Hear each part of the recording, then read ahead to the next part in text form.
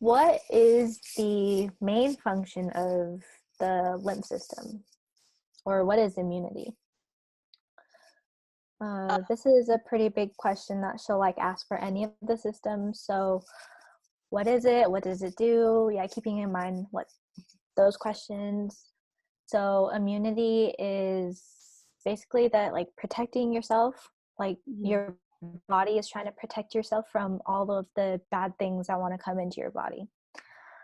So your lymphatic system will work to make a lot of things. They'll help you to get like fighters so that they can fight off all of these bad guys and like basically like foreign bodies and like bacteria and stuff just to like protect you. I guess keep yourself healthy, main thing, and maintain homeostasis. So yeah, we're gonna skip over those. Those are just some couple aspects of the lymphatic system, which are lymphs, lymph vessels, and lymphoid tissues and organs. Yeah, don't go into detail into like studying these. Just know that this is what is included in the lymphatic system. So, because she's not going to be quizzing like, oh, what is this lymphatic vessel called? What is this lymph called? So, okay. So yeah. moving on.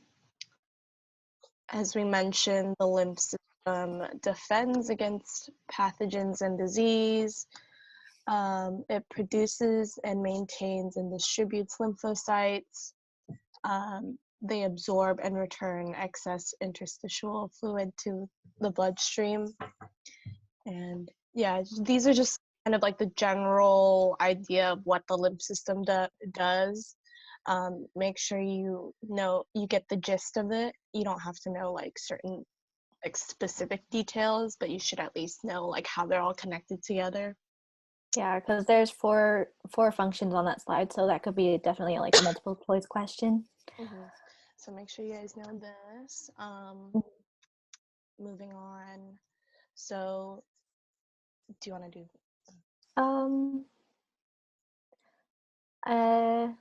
These are just kind of just definitions with the organ, so I don't think we should go over that because like it's on the slide.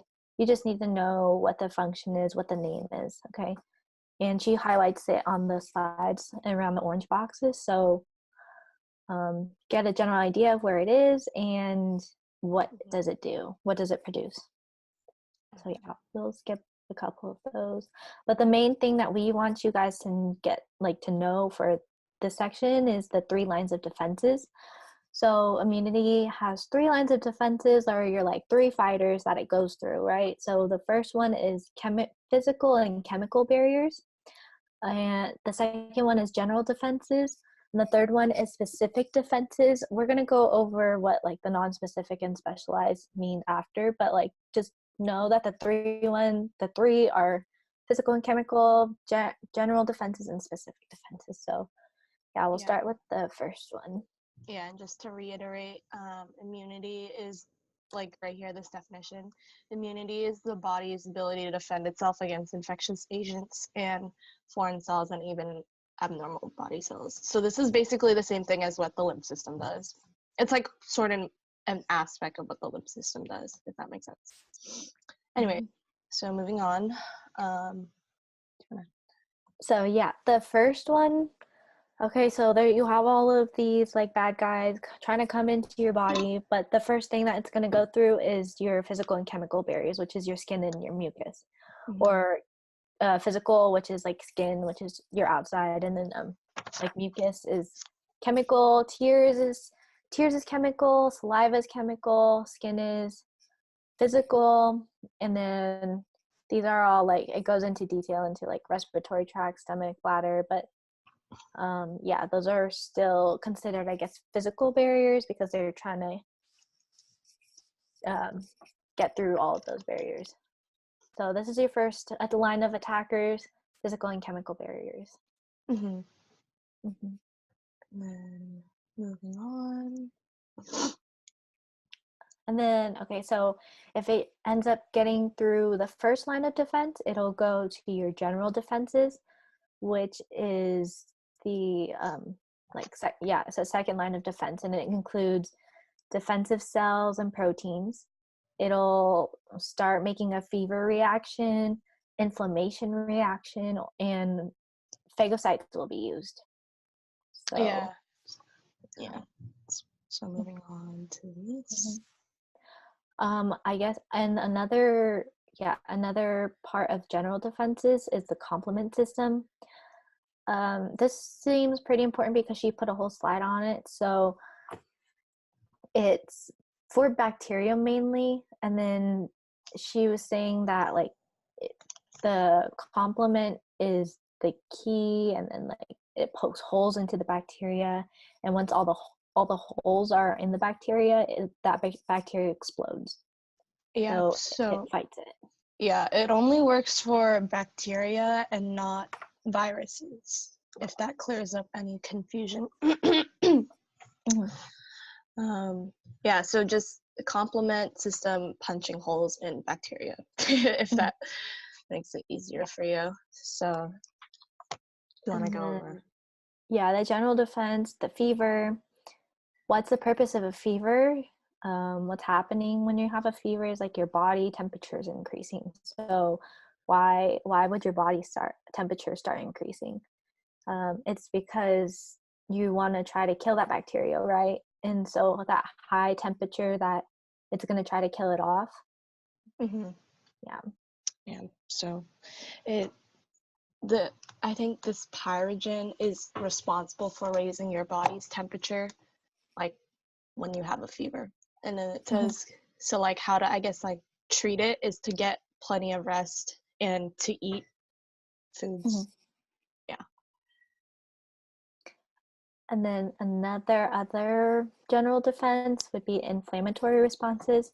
So I like to think of like the bee sting. So when you get stung by a bee, it's injecting all of those like bad stuff into your body. So then your body's gonna start start having pain around that area, and then maybe some redness and then swelling, and then like it feels a little hot because it's reacting to all that stuff that's coming into your body, right?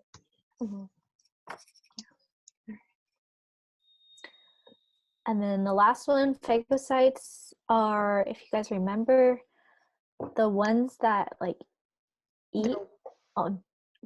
Sorry. Wait, yeah, they're white blood cells, right? Yeah. They're white blood cells. Sorry, I was thinking of monocytes, but phagocytes. They're the white blood cells, and they're like includes neutrophils and macrophages. So the white blood cells are the ones that are good for you. They're gonna try to come in and like attack the bacteria or whatever that's like bothering you.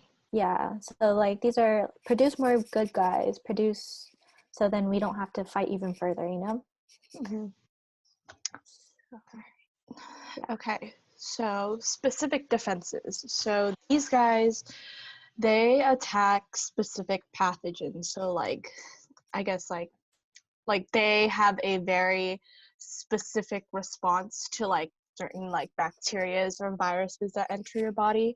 And so that's what is meant by being specialized, because they're controlled by the lymphatic system, and they're like acquired as like you go through, I guess, like life or whatever.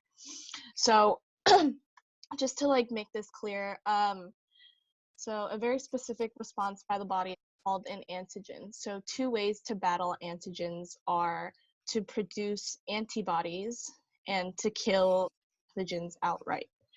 So each defense using a different type of lymphocyte. So like if you remember, so how do I go about saying this? So can produce antibodies. Yeah, so basically these lymphocytes attack antigens, and so say like these specific like pathogens produce antigens. That's why our bodies have to produce antibodies to kill these like antigens, if that makes sense. That's why Yeah. you take like antibiotics, you know, that's to produce antibodies to kill these antigens. So antigens are bad guys, antibodies are good guys. And then so these guys have the, I guess, the immune system. I don't know what this slide is. Yeah, this slide is just like showing another example of antigen. So the bottom one, the orange one, is like the antigen, and then the top one, or let's see, the self.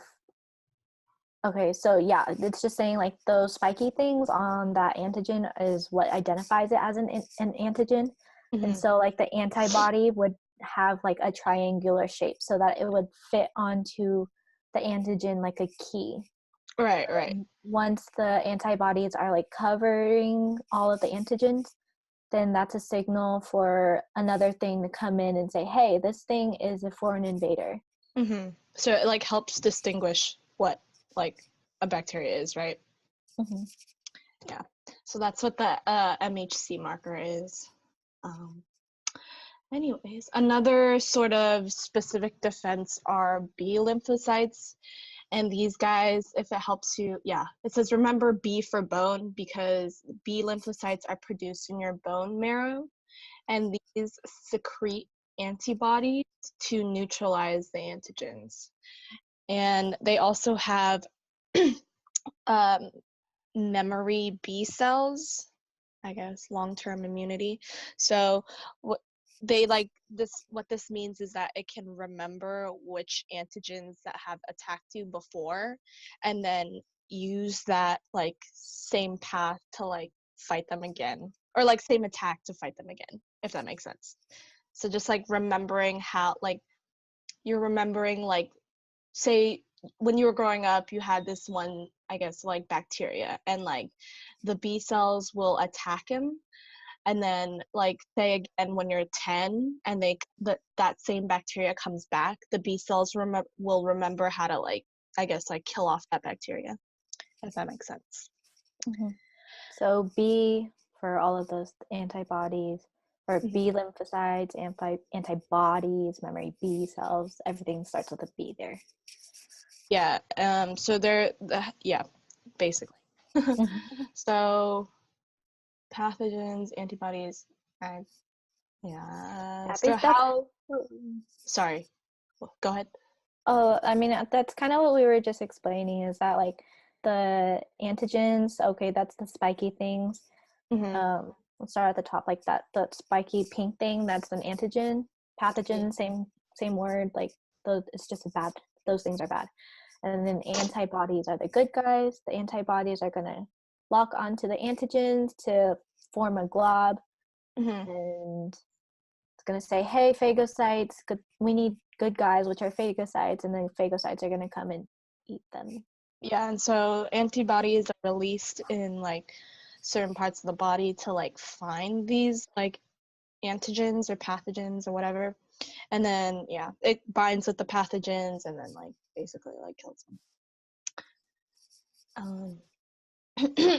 So moving on to T lymphocytes. So this is another type of, I guess, line of defense, or yeah, line of defense. So these guys, they mature in the thymus.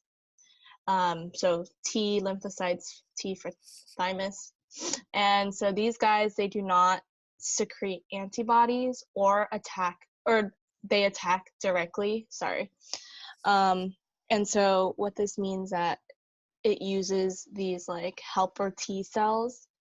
So these guys, they're the ones that like help activate like other cells to attack them, you know? So like they're not exactly like the soldiers, but they like tell other cells to attack, if that makes sense. Right? Yeah. Yeah, and so they enhance the response of other immune cells, yeah. And then so cytotoxic T cells, these guys, they attack and destroy. So like these guys, the helper T cells tell other cells what to do, versus the cytotoxic cells, they just kill like rogue cells and viruses. So male reproductive system. So the function is to produce, store, and deliver sperm to the female reproductive system. So again, like here are some like, I guess, structures and like organs that you should have like a general idea of what they do. You shouldn't specifically memorize like everything on here, but just understand how they work together and like what that path is from creating the sperm to like delivering it to the female, I guess, organs. So I guess we can just go over like certain, I guess, like the structures, I guess. So the testes, we know these guys, they produce the sperm. The scrotum helps regulate the temperature because, as you remember, sperm requires the body temperature to be 2 to 3 degrees below the regular body temperature to survive, if you remember that. So like, yeah, so the epididymis, they store sperm while they're maturing. So like, if we can find it, maybe it's on here somewhere. Just kidding, no, it's not. Okay, well, yeah, but it does. So, and then the vas deferens, they store and transport sperm. So like this guy right here, they store and transport sperm. And then the ejaculatory duct, they transport sperm and secretions. So like this is like with like the sperm, like all the fluids with the sperm, basically, if that makes sense. Yeah, and then the penis delivers the sperm. Yeah, these are just more structures. So seminal vesicle secretes fructose, and seminal fluid. So like it adds like a buffer because like I guess the uterus is pretty acidic. So like the fructose is like, it helps it survive basically while in the uterus. Yeah. I Did you think want to that say one's I think that one's more of the prostate. I think the fructose one is like, because fructose is sugar, so then Oh, you're right, it sorry. provides the energy. It's okay. It provides the energy. Fructose is sugar, so it provides Excuse energy me. for the sperm to Yeah, travel. you're right, Yeah, you're right. it's okay. Okay, and then this gland, I'm not gonna try to botch the name. So Focus. it secretes lubricating mucus and cleanses the urethra. Yep. And then, so moving on to the hormones involved in the reproductive system. So we have like testosterone, which I'm sure you heard of it before. So these guys, they control the growth and function of male reproductive tissue. Stimulates aggression, sexual behavior, and secondary sexual characteristics. Yes. And then so LH and FSH. So LH stimulates the production of this testosterone, whereas the FSH indirectly stimulates sperm formation. And so like one test question could be like, oh, what is the difference between the LH or FSH hormone in males, right? So then how I remembered it was FSH stimulates like sperm because it has an S in it, whereas LH stimulates the production of the testosterone. Yeah, just let me know if you have any questions on this. I know I'm going kind of fast, or I'm talking kind of fast. Yes, so That I think, slide just shows you like where yeah, it's produced, right? yeah, like just basically how it all ties in together. Try to understand this.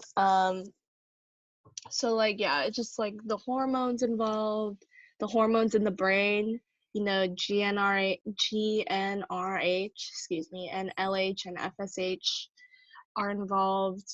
Yeah. Yeah, this slide looks like it's a lot of detail. Just know that it's just telling you where it's produced and how it's made. Yeah, and then like what LH and FSH is. Mm-hmm. Yeah. And moving on.